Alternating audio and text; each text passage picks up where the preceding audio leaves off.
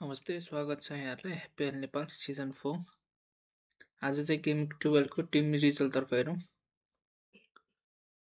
जसमा रहेको थियो डेभिड राया, जसले जम्मा 2 पोइन्ट मात्र दियो।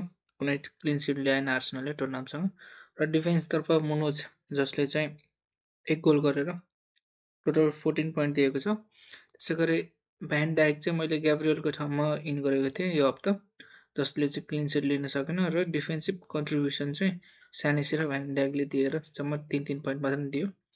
त्यसैगरी मिडफिल्डतर्फ रहेको छ साका, जो चाहिँ क्याप्टेन रहेको थियो, कुनै पनि रिटर्न दिन सकेन, जसमा 2 चाहिँ उसको डिफेन्सिभ कन्ट्रिब्युसन पोइन्ट आएर चाहिँ टोटल 8 पोइन्ट भएको छ। त्यसैगरी जाका, एम्बेमो र ग्रिलिस कसैले पनि कुनै पनि एट्याकिङ रिटर्न दिन सकेन। र फ्रन्ट थ्रीतर्फ रहेको थियो वोल्टेमाडा, थियागो र हल्यान्ड, जसमा चाहिँ थियागोले मात्र गोल गर्न सक्यो भने पेनल्टी मिस गरेर चाहिँ उसको माइनस पोइन्ट पनि भयो र जम्मा 4 पोइन्ट मात्र दियो। हल्यान्ड पनि ब्ल्याङ्क गयो यो हप्ता चाहिँ। त्यसैगरी बेन्चतर्फ रहेको थियो पेट्रोभिच, सिमेयोनी जो चाहिँ खेलेन। सिमेयोनीको ठाउँमा चाहिँ ग्रिलिस रिप्लेस भएको थियो। एचेम्पोङ र भ्यान्डेभेन कुनै पनि पोइन्ट आउन सकेन। र यो हप्ता चाहिँ टोटल 44 पोइन्ट आयो र टोटल पोइन्ट रहेको छ 748 र ओभरअल ऱ्याङ्क रहेको छ 91,000, जो चाहिँ अघिल्लो हप्ताभन्दा 10,000 चाहिँ डाउन भएको छ। अघिल्लो हप्ता चाहिँ 81,000 थियो। र यो हप्ताको ट्रान्सफर प्लानतर्फ हेरौँ। यो हप्ता चाहिँ मैले ग्रिलिस आउट गरेर चाहिँ मिन्टे इन गर्न गइरहेको छु ब्राइटनबाट।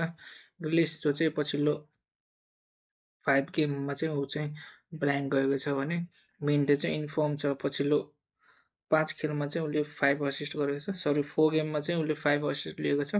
र ब्राइटनको फिक्सर पनि एकदम राम्रो छ, जसमा रहेको छ गेम 13 मा चाहिँ फरेस्टसँग रहेको छ भने 14 मा भिल्लासँग र 15 मा चाहिँ वेस्ट ह्यामसँग रहेको छ। र 6.1 मा चाहिँ बार्गेन हुन सक्छ। त्यसैले मैले चाहिँ यो हप्ता चाहिँ ग्रिलिस आउट गरेर मेन्टेन गर्न गइरहेको छु। र गेम 13 को टिमतर्फ हेरौँ, जसमा रहेको छ डेभिड राया, चेल्सीसँग रहेको छ। डिफेन्सतर्फ सेम रहेको छ, जसमा मुनोज, भ्यान डाइक र स्यानेसी रहेको छ। मिडफिल्डतर्फ रहेको छ साका, जसको रहेको छ चेल्सीसँग। मिन्टे जो चाहिँ यो हप्ता चाहिँ मैले इन गरेको छु, जसको रहेको छ फरेस्टसँग, एम्बेमो क्रिस्टल प्यालेससँग र सिमियोनी चाहिँ सन्डरल्यान्डसँग, जो चाहिँ 75% खेल्ने चान्सेस छ। ट्रेनिङ चाहिँ गरेको छ भने छ क्लबसँग, हेरौँ के गर्छ। र फ्रन्टतर्फ रहेको छ वोल्टेमाडा एभर्टनसँग, जो चाहिँ वोल्टेमाडा चाहिँ 4 गेम चाहिँ ब्ल्याङ्क गइरहेको छ। थियागोको रहेको छ बर्नीसँग र हल्यान्डको रहेको छ लिड्ससँग, र क्याप्टेन पनि हल्यान्डलाई दिन गइरहेको छ यो हप्ता चाहिँ। र बेन्चतर्फ रहेको छ पेट्रोभिच, जाका, बोर्नमाउथसँग, एचेम्पुङ र भ्यान्डेभेन। र यो हप्ताको टिम चाहिँ सिलेक्सन यही नै हो। कस्तो लाग्छ प्रतिक्रिया दिनुहोला। हस् त, धन्यवाद।